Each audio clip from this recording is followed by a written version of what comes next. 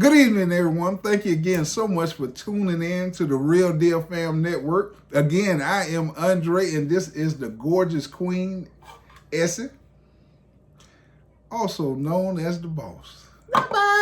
Especially today, we're going to talk about my hair. Oh, thank y'all again so much for tuning in, and we really do appreciate the support as we continue to say.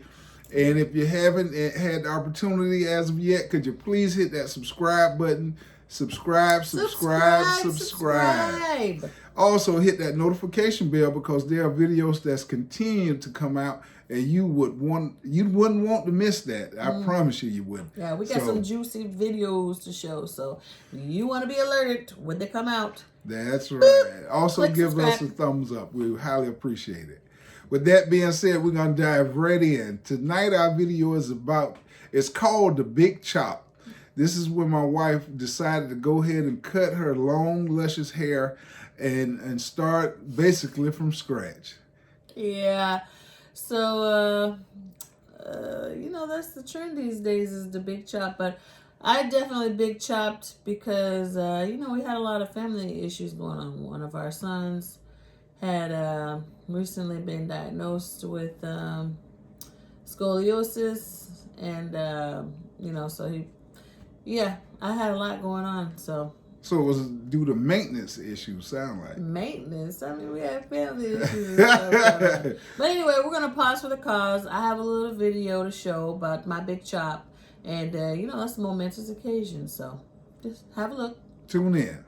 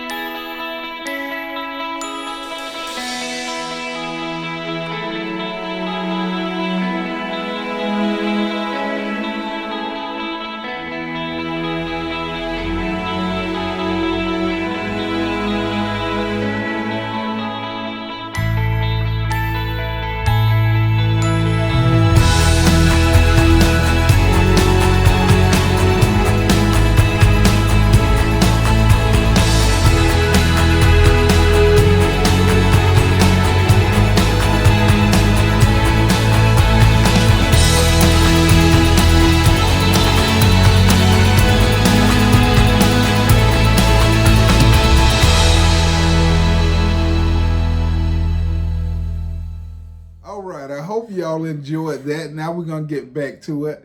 And that was a lot to behold, I'm sure. Yeah. So making the decision to big chop was scary because, my whole life, I think my first relaxer was when I was just a little kid, probably about 5 or 6. They used to give you those little kitty perms, the PCJ. You always use just for me. You always want to have a little silky, and I always had beads in my hair or barrettes and all that kind of stuff. So when you swing your hair, your barrettes just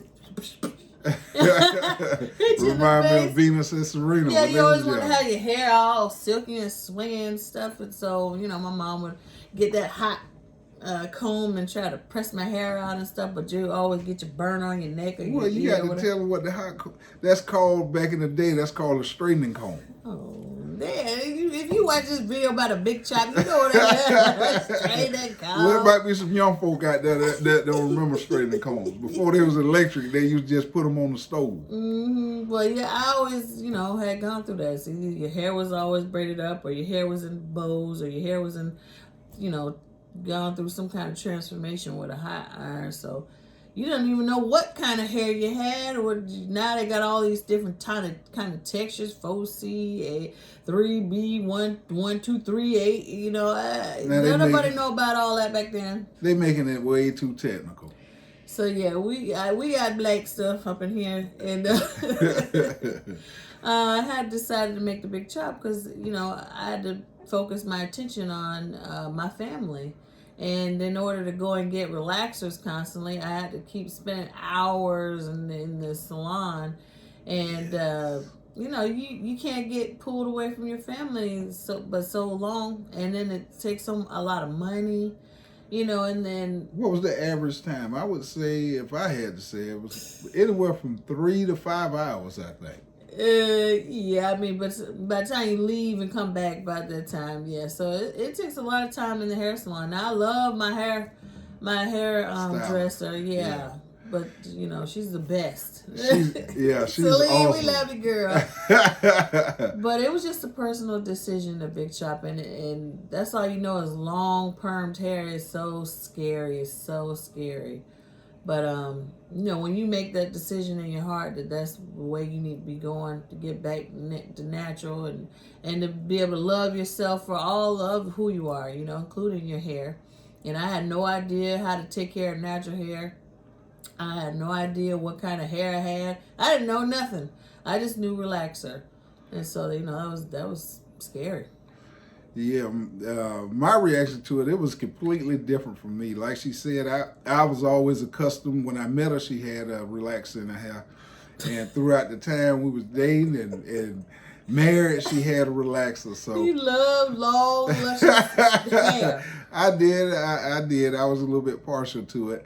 That's all I knew. Just like she said, I didn't know anything else. I did see other young ladies with different hairstyles, but like she said, for me it was kind of new, and I thought it was kind of trendy. So, but they had afros and stuff back in the 70s. So what's the difference between now? Like now the girls are talking about big chop, and back in the 70s and stuff, it was like the fro. You grew your fro out. Well, they did, and at one point, I think the fro actually came back in the 90s again. So for men, but for women, no. Either you had a weave, wig, or wigs wasn't really big back then when we were coming up. Unless you were older, you had to be like your grandma, your great auntie or something. She always had a bunch of wigs. Yeah, they wig game dangerous. Yeah, they was wigged up. But they, you know, for the younger girls, they had weave. Right. Or braids, crochet, all that kind of stuff. Yeah, the weave was big. You couldn't find a young lady without weave. That was big. But she would go to the hair shop. Like I said, it would take anywhere from 3 to 5 hours, and relatively expensive as well. Perms are not cheap. How long they typically last? 2 months. You had to stretch that thing out. I let a big mouth. I can't even get up in it. So yeah, but if you want to go regular and you get your hair done regular, you should at least go every month and a half, 2 months to go get you a perm. And any man more than that, some people had to go more than that. Dating a woman for any significant amount of time that had a perm, after a while you start learning all the little lingo they use, like, oh, I got a lot of new growth. Stuff you ain't even aware of. And so it's like, I think it's time to go to the salon. Yeah, or you try to keep the new growth that big, like, you know, you're trying to get your flat iron, straighten it out, or sometimes like when you have to press it out, your relaxed hair will be wavy, but then the coarse hair, you know, it just wouldn't match. So after a while, you had to go get the thing handled. Yeah, them edges go look a little crazy. So yeah. But once she decided to do that, how did you feel? What did you feel when I said I was gonna do the chop? Well, initially I was a little nervous. Not so much in terms of the perm, but I guess from longer hair to shorter hair. That took some getting used to. I've never seen her with short hair like that. She cut it before, but never cut it like she did this time. So how did you feel when I was like, when I cut it, it was like this short. It was super short. Well, it didn't really bother me at all. Like I said, it just took some getting used to. Anytime somebody changed their hairstyle significantly, the person's gonna look a little different. So it takes some getting used to. But my wife been beautiful with hair, without hair, it's all the same. So it didn't bother me at all. Yeah, he took it like a champ because he loves long hair. So he did. He was very supportive, and I love that. And we had a lot of things going on with our son. I had to give attention to that, trying to get to the hairdresser every 5 seconds. That wasn't gonna work. Yeah, it was definitely. We was on the go a lot. We was doing a lot of different things at that time. So the maintenance aspect of it was great. But as you begin to get into the natural hair, you at first I was really excited because I was like, oh man, we saving a ton. Good, I like this natural thing. We need to go this route. but you will quickly learn natural may be as expensive or maybe even more expensive. Oh my God. So I went natural for that, for the health, for my son's health reason, not having time, but also just to get to know who I was. You reach a certain point in life and you got to get to know who you are. And that includes getting to know your hair. And so, you cut all your hair off and then you think that's going to be cheap, but as you start growing your hair out, you got to go through and find different products and that work. Some of them don't work at all, so you got to toss those. And some of them work great, and you go through those like nobody's business. So, in order to get a product through all this thickness, you don't use just a little bit like they say. Oh, use a quarter size. Oh, you use about half the bottle to get through your stuff. So, it can become very expensive. You got to learn quick what works and what doesn't. Yeah, I went with her to the beauty supply store and she like, get a cart. I'm like, we need a cart.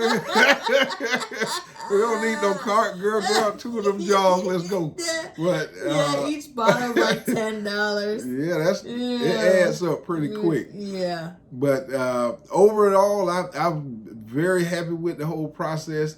Also, just like she said, she had to get to know herself, and for me, it was it had cultural significance as well, because the sisters come out of that perm and they look, oh man, that natural hair is just like everything to me, because it just gives the women their true essence of who they are. They don't need any chemicals or anything, because like with the natural hair, the stuff they use is typically basically natural products. It's just natural oils and so forth that they use to keep it conditioned.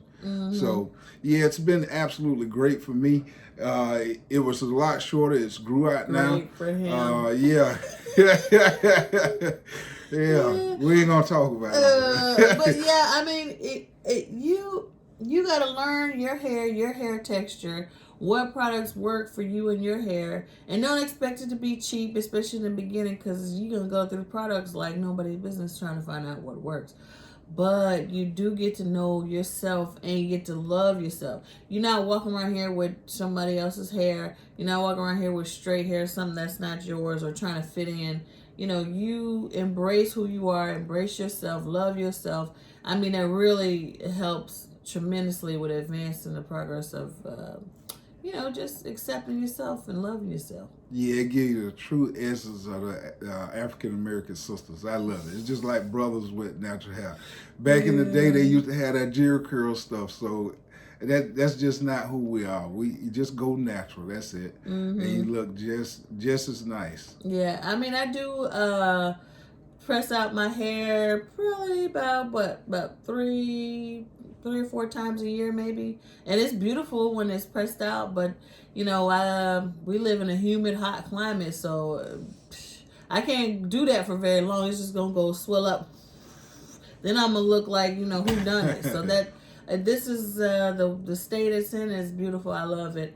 It's getting there wash day now, so it's a little out there, but I still love it. I can go in the rain and be free. I don't have to worry about Well, that I was getting my hair wet. That leads me into a question that since you went natural, and a lot of the young ladies are going natural, how do the beauty parlors and like you say, your beautician, do they still style natural hair? Do they still work with natural hair if you're not getting a perm? Yeah, so your beauticians, it's a lot more work to deal with natural hair, because it takes a lot more time to comb it out. You gotta use a lot more product. You got, it's a lot more care that goes into it. It's healthier. You're not putting all those chemicals and relaxers that's are like acids and bases on your hair and close to your skull and your brain. You have to think about those things, those chemicals.